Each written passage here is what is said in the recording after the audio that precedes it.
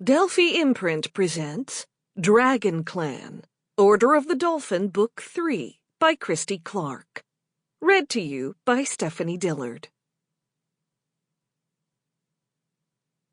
Prologue.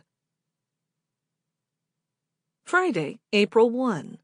Moo Mariculture Farm, offshore from the island of Hawaii. Luahine stood on the polished teak deck of the Tesoro, the superyacht owned by her project's partner, Julian.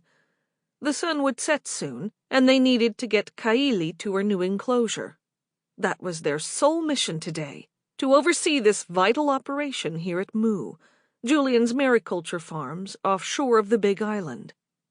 Moo, named after the legendary lost continent of the Pacific, was a sea of soccer field-sized, heavy-duty netted enclosures that, from a distance, looked like a city of circus tents.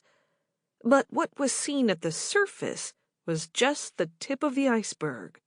Below were thousands of hybridized fish with dagger-like teeth, looking nothing like Luahine's fishermen brothers had ever caught. Luahine cared little for these mutants' provenance, other than to note that they were haole, decidedly not native. And though she loathed invasive species, her priority was to prevent an impending disaster, soon to be brought on by the hands of time. The Earth's warming might be slowed, but it was unlikely to be reversed any time soon. She had to do her best to protect her ohana. She fiddled with the jasmine lei that Julian had given her earlier, anxious to get started. The day was slipping away quickly, and a storm brewed in the distance. The winds had already picked up around them. Julian's fedora, which matched his pastel pink linen suit, had just flown away, souring his mood. He reached into his suit pocket, withdrew a tin, and lit up another cigar. She leaned away from the reek of the smoke.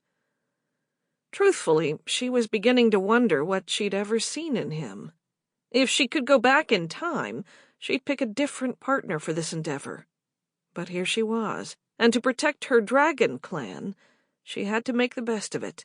She would do everything in her power as a caring kahuna of the almost lost spiritual art of ho'omanamana to thwart the disaster that loomed.